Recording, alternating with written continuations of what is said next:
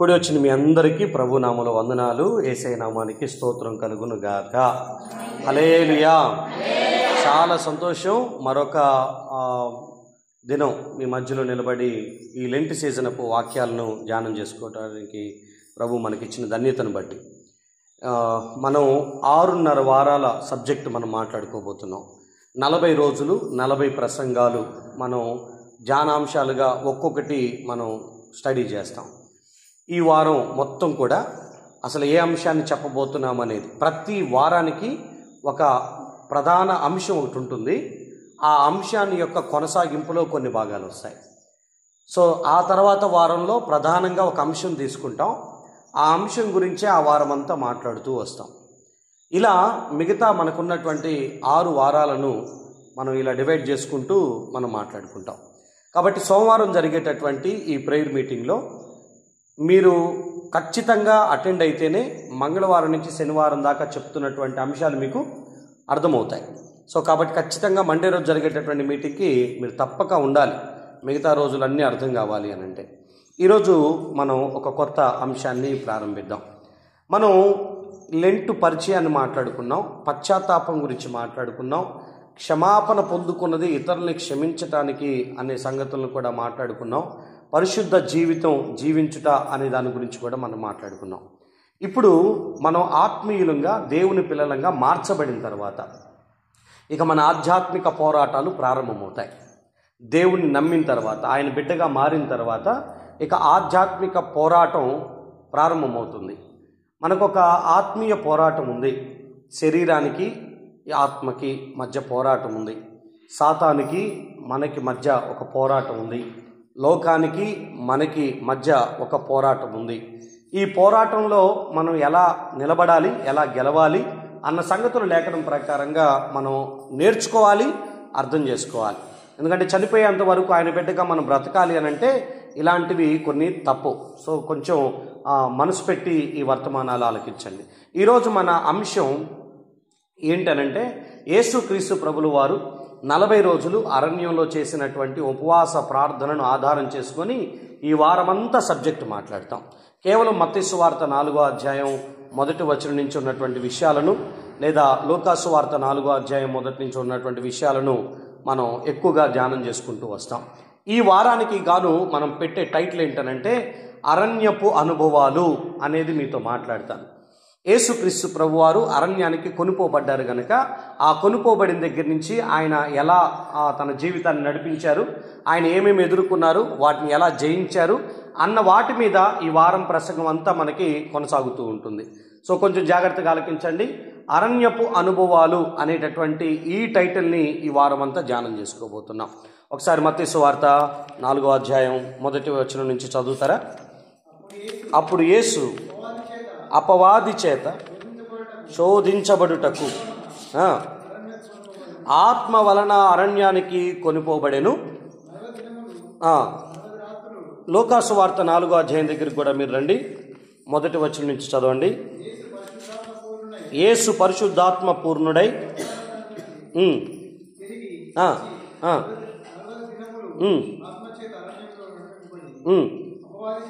అపవాది చేత శోధింపబడుచుండెను. మీకు ఇక్కడ ఈ విషయం అర్థం కావాలి. పరిశుద్ధాత్మ చేత లూకా సువార్తలో చాలా క్లియర్గా పరిశుద్ధాత్మ పూర్ణుడైనప్పుడు ఆత్మచేత అరణ్యంలోనికి నడిపించబడి అపవాది చేత శోధించబడెను అని. పరిశుద్ధాత్మ దేవుడు అరణ్యంలోనికి నడిపించాడు, అపవాది యేసయ్యను శోధించాడు. పరిశుద్ధాత్మ దేవుడు అపవాది చేత ఆయన శోధించబడటానికి లేదా ఆయన శోధన మార్గం గుండా వెళ్ళటానికి పరిశుద్ధాత్మ దేవుడు ఆయనకి ఆ మార్గం గుండా నడిపించినట్లుగా మనం గమనిస్తాం. పరిశుద్ధాత్మ దేవుడు శోధించలేదు, అపవాది శోధించాడు. కానీ ఆ శోధించబడటానికి పరిశుద్ధాత్మ దేవుడే అరణ్యానికి ఆయనను నడిపించాడు అనే మాటలు అక్కడ రాసుంటాయి. శోధించబడు నిమిత్తమై అక్కడికి వెళ్ళాడు, అపవాది ఆయన్ని శోధించాడు. పరిచర్య ప్రారంభానికి ముందు యేసుక్రీస్తు ప్రభువారు అరణ్యపు అనుభవాన్ని ఎదుర్కోవాల్సి వచ్చింది. ఈరోజు నేను ఈ వారమంతా చెప్పబోయే ఇంట్రడక్షన్ కొంచెం జాగ్రత్తగా వినండి. ఈరోజు మనం ఏం జ్ఞాపకం చేసుకుంటామనంటే పరీక్షించబడే సమయము అనే ప్రసంగాన్ని ఈరోజు మనం మాట్లాడతాం. ఏ టైమ్ ఆఫ్ టెస్టింగ్ అనేది మనం మాట్లాడుకుంటాం. అరణ్యపు అనుభవంలో మొట్టమొదటిగా పరీక్షించబడే సమయం. దేవుని బిడ్డలంగా మారిన తర్వాత, ఆయన కొరకు బ్రతకాలని నిర్ణయం తీసుకున్న తర్వాత, ఆయన నిమిత్తమై సమస్తాన్ని వదిలిపెట్టిన తర్వాత ఇక మనం పరీక్షించబడేటటువంటి సమయంలోనికి వస్తాం. మనకి కొన్ని టెస్టులు స్టార్ట్ అవుతాయి, కొన్ని పరీక్షలు ప్రారంభమవుతూ ఉంటాయి. ఇక రేపటి దినాన ఆయన ఆ అరణ్యంలో 3 రకాల శోధనలు ఎదుర్కొంటాడు. ఆ 3 రకాల శోధనల్ని మంగళవారం మొదటి శోధన గురించి, బుధవారం రెండవ శోధన గురించి, గురువారం 3వ శోధన గురించి మాట్లాడుకుంటాం.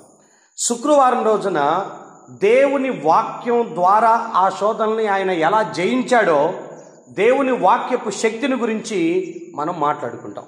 ఇక పోతే శనివారం రోజున ఈ వీక్ చివరిలో ప్రార్థన, ఉపవాసం దాని యొక్క శక్తి ఎలా ఉందో దాని యొక్క ఇంట్రొడక్షన్తో మనం ఈ యొక్క వారాన్ని క్లోజ్ చేస్తాం.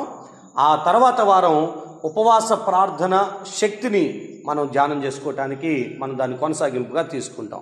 ఇది ఈ వారం మనం చెప్పుకోబోయేటటువంటి అంశాలు. రండి ఇప్పుడు మనం ఈ మొదటి అంశాన్ని నేర్చుకుందాం. ఏ టైమ్ ఆఫ్ టెస్టింగ్, పరీక్షించబడే సమయము అన్నది మాట్లాడుకోవటానికి ప్రయత్నం చేద్దాం. పరిశుద్ధాత్మ దేవుడు అరణ్యంలోనికి నడిపించాడు యేసు ప్రభువుని, అపవాదేమో ఆయనను శోధించారు.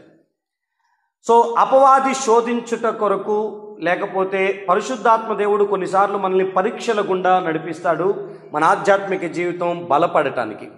ప్రతి ఆత్మీయుడి జీవితంలో ఈ అనుభవం తప్పదు, అరణ్యపు అనుభవం తప్పదు. అది నిలబడి చెప్పే మాకైనా, కూర్చొని వినేటటువంటి మీకైనా అరణ్యపు అనుభవాలు అనేవి తప్పవు. పరీక్షించబడే సమయాలు ఖచ్చితంగా ప్రతి విశ్వాస జీవితంలోకి వస్తూ ఉంటాయి.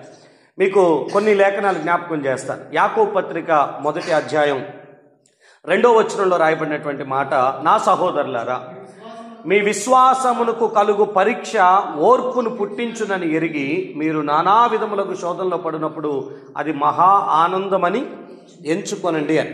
ఇక్కడ మీకు కనిపించేటటువంటి మాట ఏంటనంటే, మీకు ఎలాంటి పరీక్షలు వస్తాయి అనంటే, ఫస్ట్ ఆయన చెప్తున్న మాట, మీ విశ్వాసానికి తగిన పరీక్షలు కొన్ని వస్తాయి. ఫెయిత్ టెస్ట్ మనం పాస్ అవ్వాల్సిందే, ఆ మార్గం గుండా వెళ్లాల్సిందే. మనకి విశ్వాసపు పరీక్షలు కొన్ని ఉంటాయి. దేవుని బిడ్డలంగా మారిన మనకి విశ్వాసపు పరీక్షలు ఖచ్చితంగా మన జీవితంలోకి అనుమతించబడుతూ ఉంటాయి.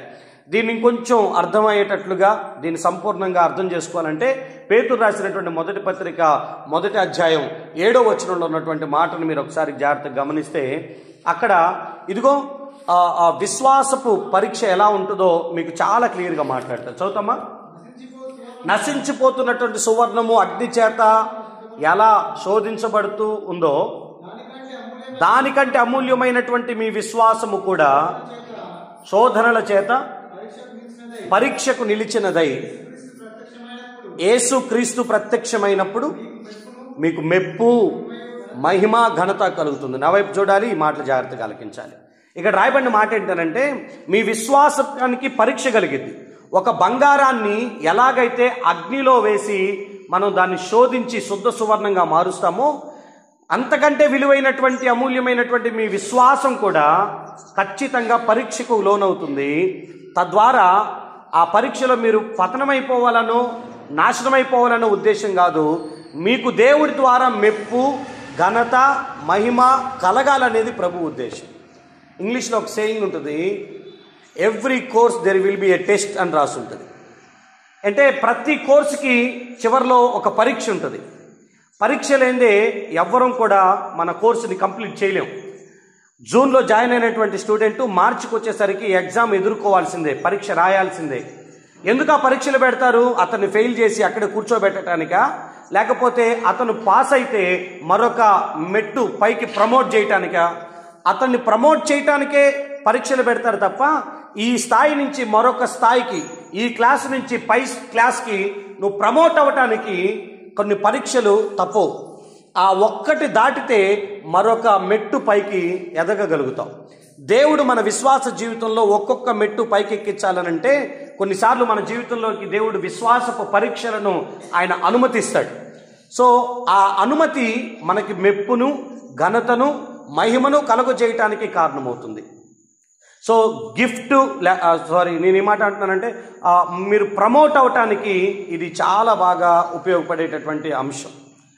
దేవుడు మీకు ఘనతను దీని ద్వారా ఆయన అనుగ్రహిస్తాడు. నేను కొన్ని విషయాలు దీన్ని ఆధారం చేసుకొని మీతో మాట్లాడతాను. విశ్వాసపు పరీక్షలు ఎలా ఉంటాయి, దేవుని నమ్మిన తర్వాత ఏమేం పరిస్థితులు మనకు ఎదురవుతాయి అన్న సంగతులు మీతో మాట్లాడతాను. కొరింథీయులకు రాసినటువంటి 2వ పత్రిక 8వ అధ్యాయం 2వ వచనాన్ని ఒకసారి మీరు ఓపెన్ చేయండి.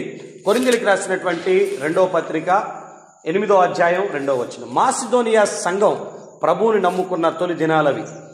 వాళ్ళు అన్యులై ఉండి ప్రభువుని నమ్ముకున్నది మొదలుకొని వాళ్ళు బహు శ్రమలు అనుభవించారంట.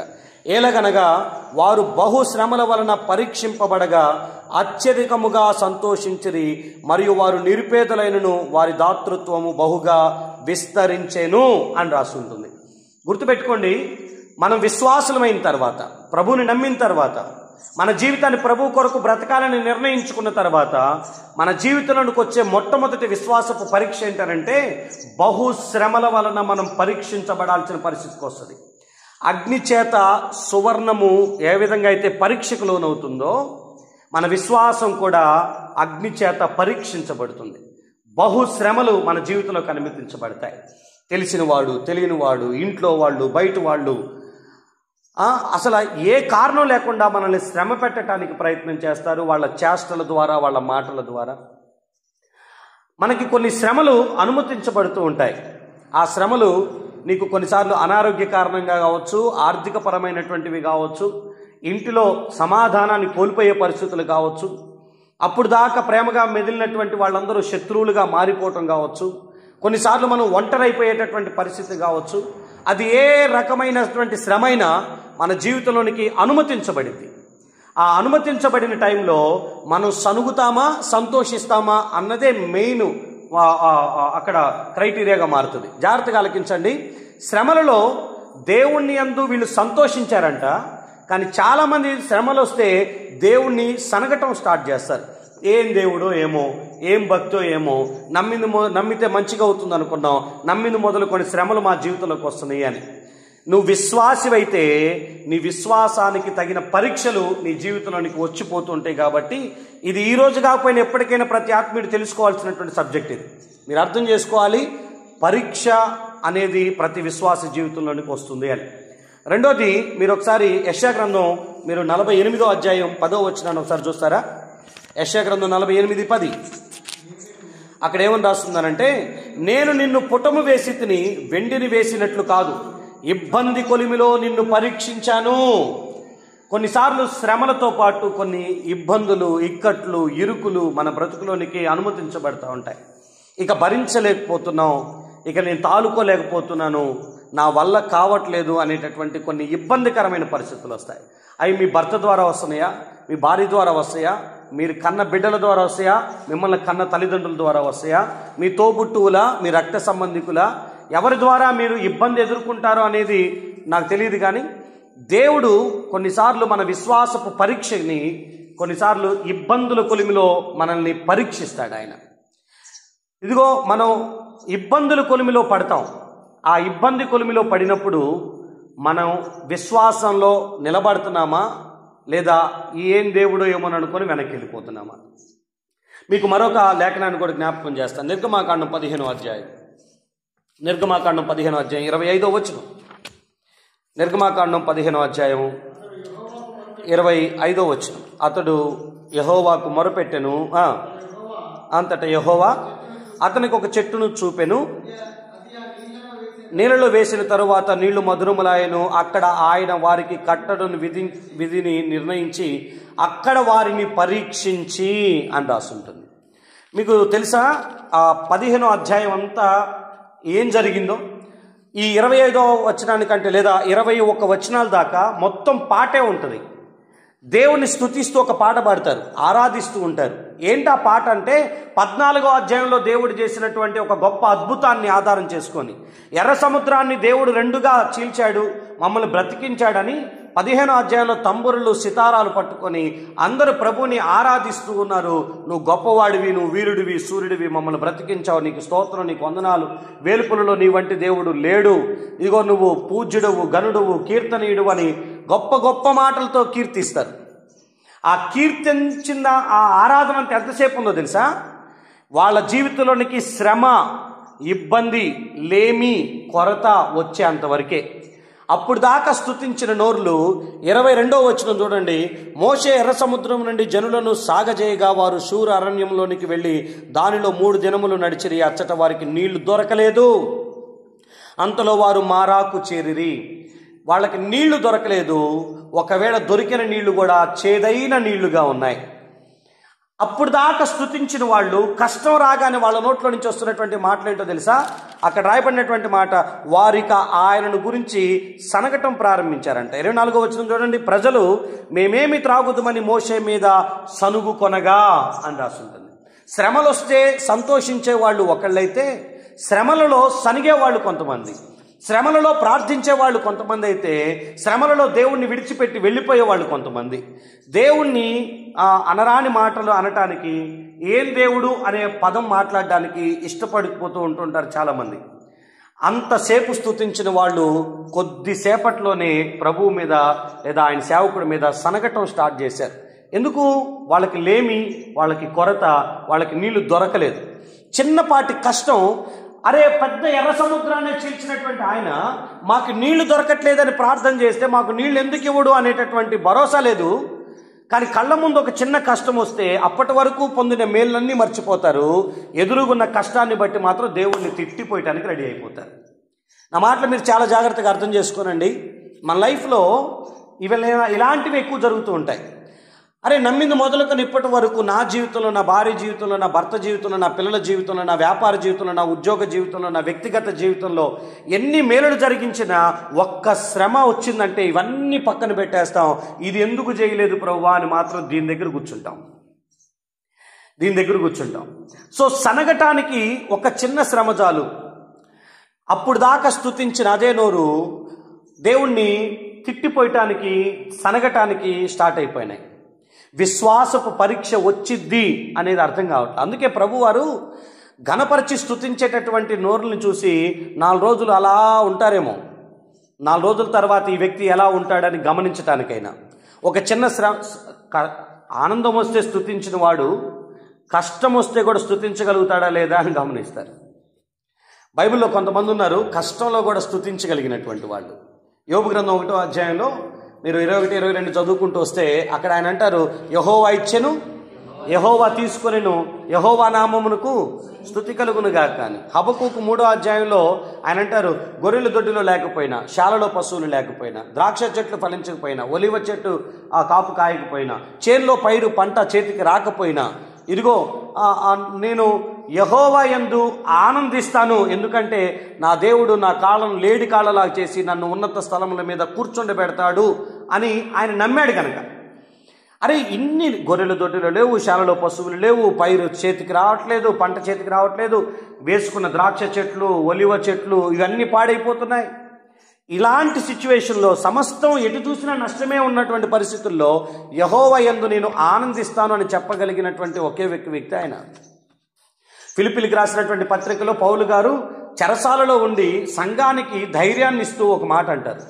శ్రమ పడుతుందేమో పౌలు గారు, కానీ ఆ శ్రమను చూసి భయపడుతుందేమో విశ్వాసులు. సేవకుడు జైల్లో ఉండి ఉత్తరం రాస్తూ 4వ అధ్యాయంలో ఆయన అంటారు కదా, ఇదిగో ఆనందించండి, ప్రభువునందు ఆనందించండి, మరలా చెప్తున్నాను మీరు ఆనందించండి, దేని గురించి చింతపడమాకండి, ప్రతి దాని గురించి ప్రార్థన విజ్ఞాపనల చేత మీ విన్నపాలను దేవునికి తెలియపరచండి కదా. ఎందుకు చింతపడతారు? ఎందుకు భయపడతారు? ఎందుకు మీరు సనగటం స్టార్ట్ చేస్తారు?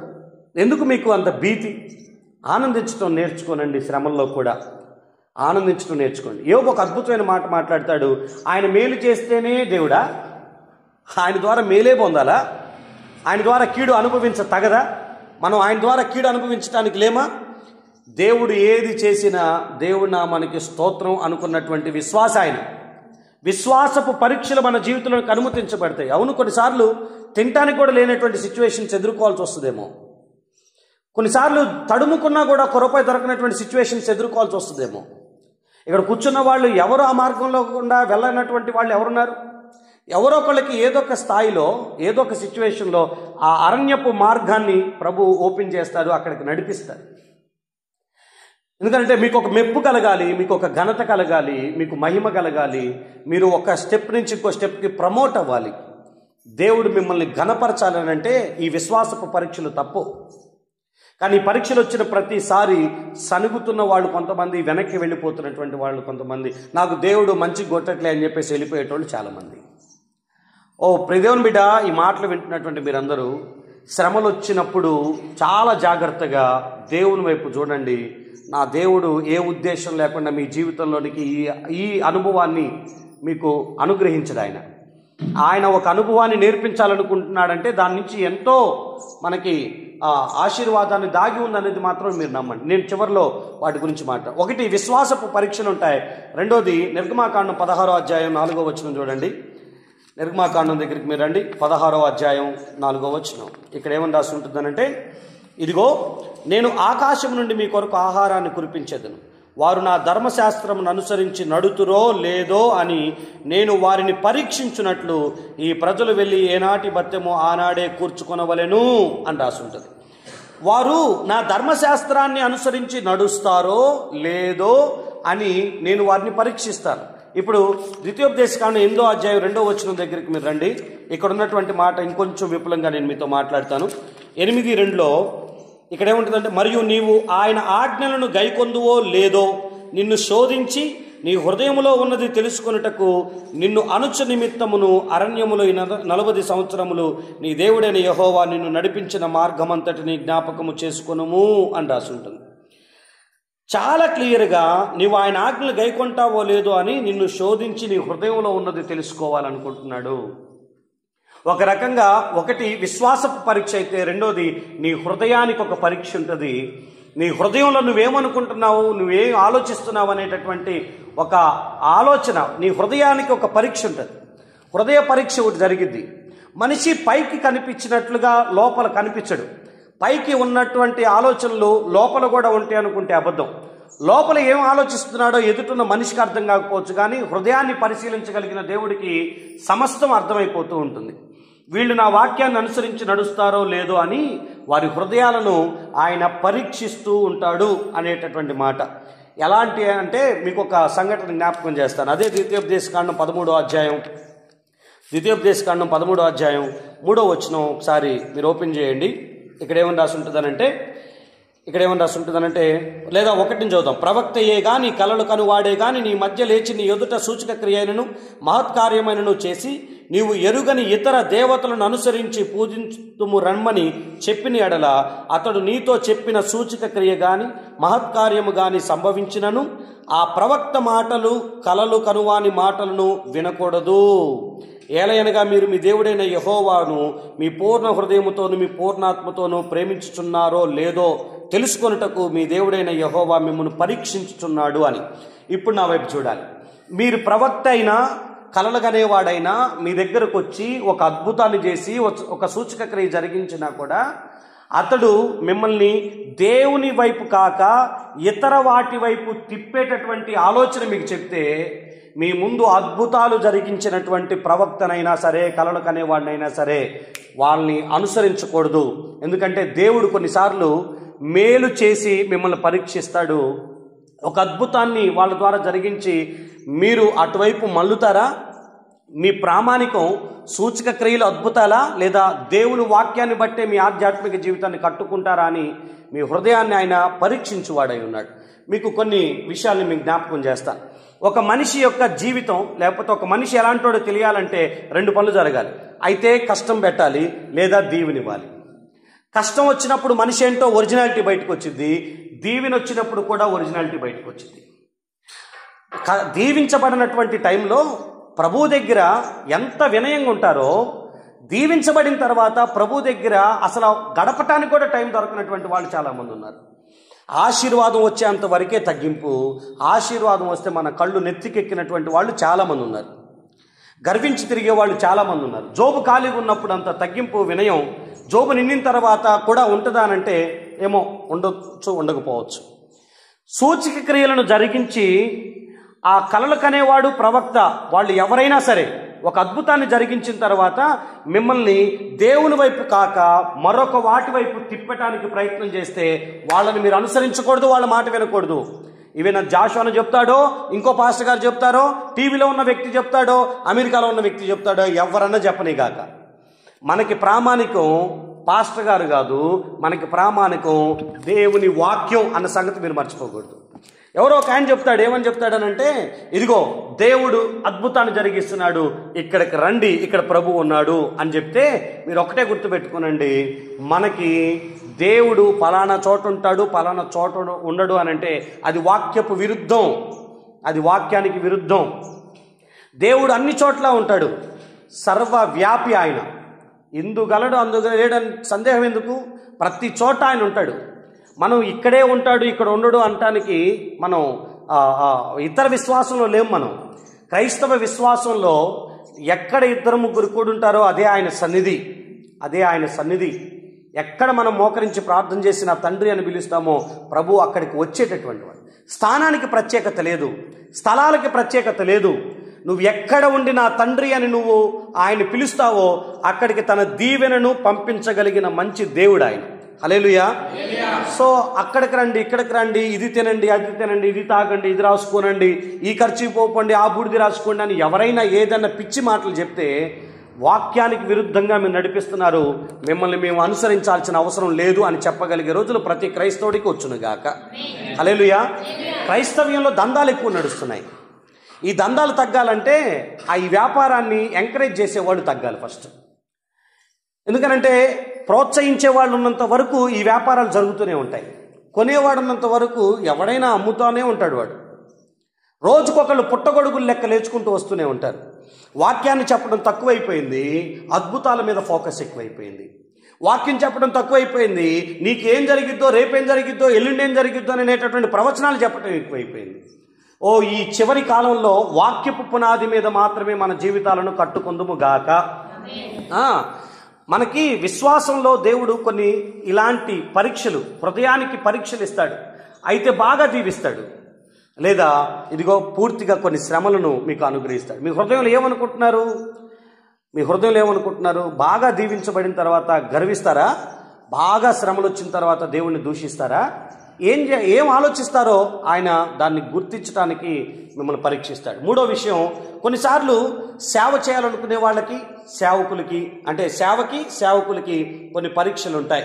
రండి, కొరింథీయులకు రాసినటువంటి మొదటి పత్రిక 3వ అధ్యాయం 13వ వచనం. ఎవరైనా ఒకరు చదువుతారా? 3వ అధ్యాయం 13వ వచనం. సేవకి పరీక్షలు ఉంటాయా? అవును, పరీక్షలు ఉంటాయి. 3:13.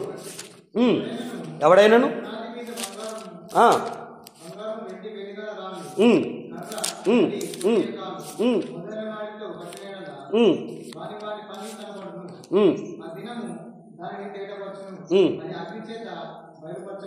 అది అగ్ని చేత బయలుపరచబడును, మరియు వాని పని ఎట్టిదో దానిని అగ్నియే పరీక్షించును అని రాసుంటుంది.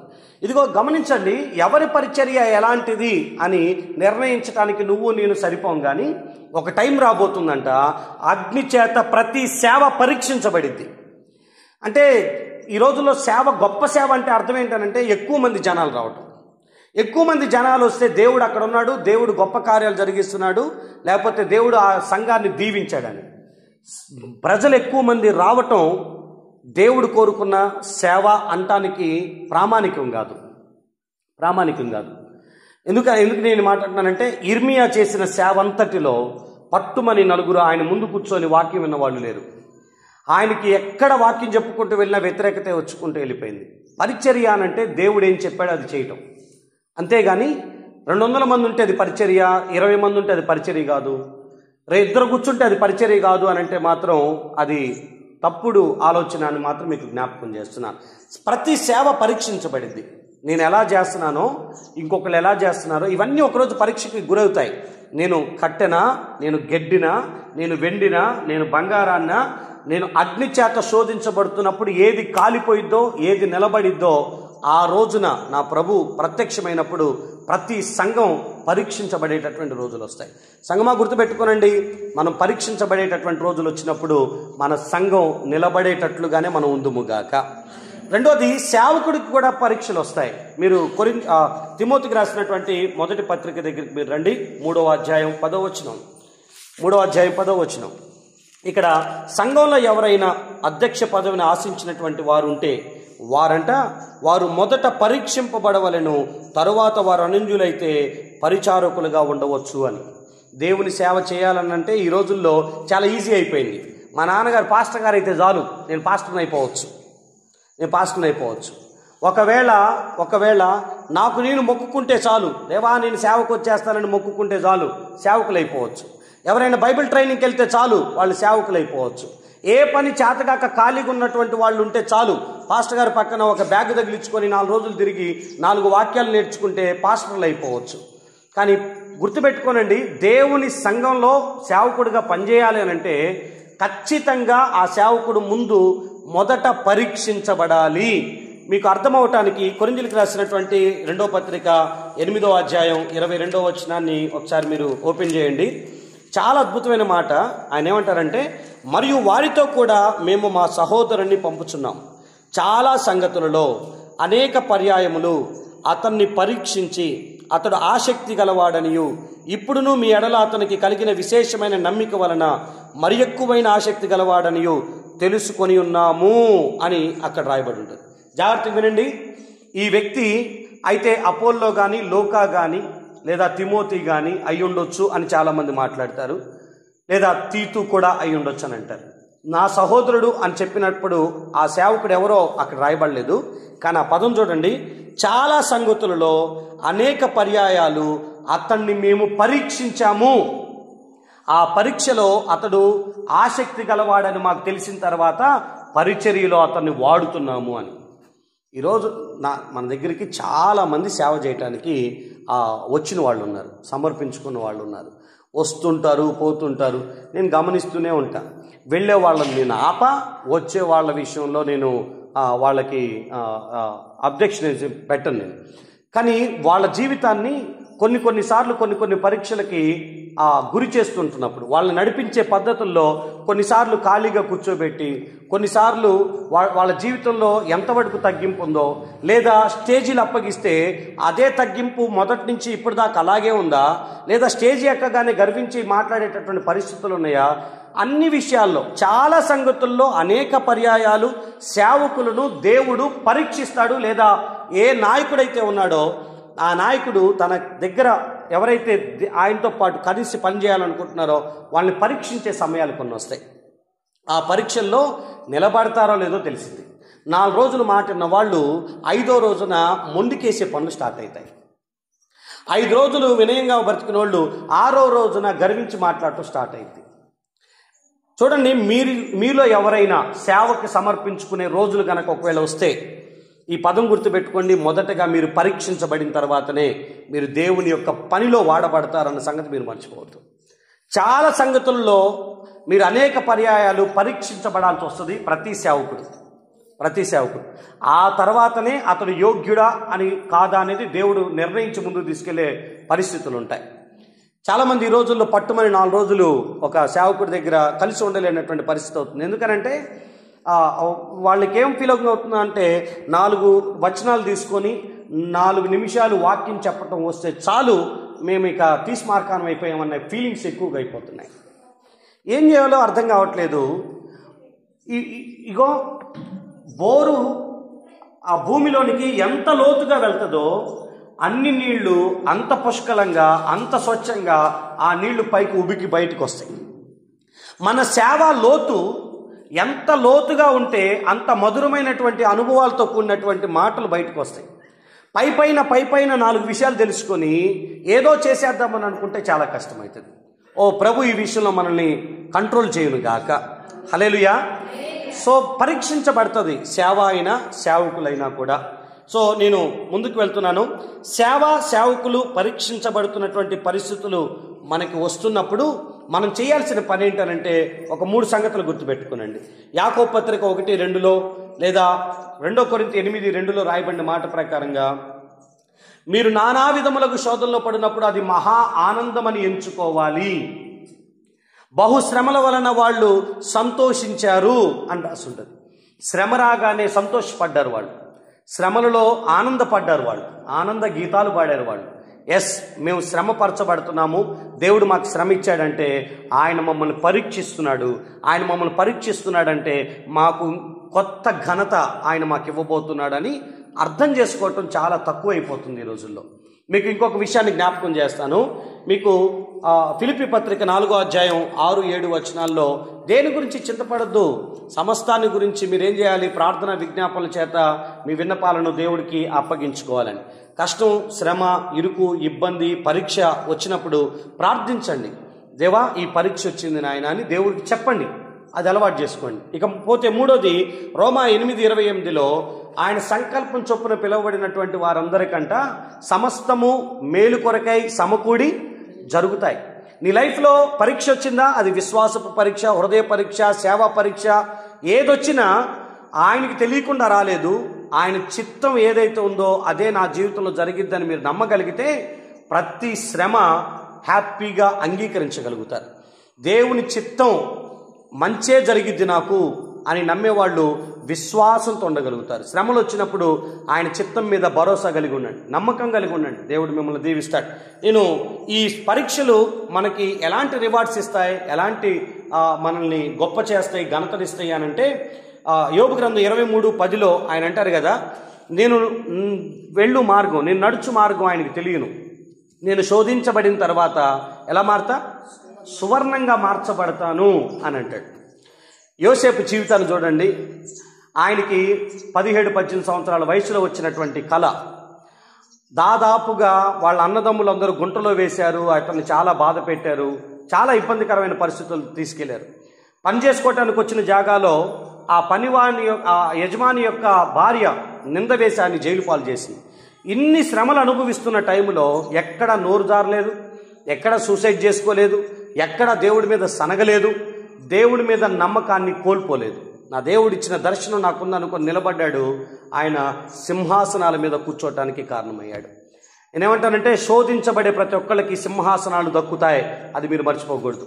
పరీక్షించబడే ప్రతి జీవితం మెప్పుని ఘనతని పొందుకోబోతుంది, ఆ సంగతిని మీరు మర్చిపోకూడదు. దేవుడు ఇక్కడ మీలో ఎవరైనా పరీక్షించబడుతున్న సమయాల్లో ఉంటే మీరు విశ్వాసం కలిగి ఉండండి, ప్రార్థన చేయండి, మీరు ఆ శ్రమలలో ఆనందించండి.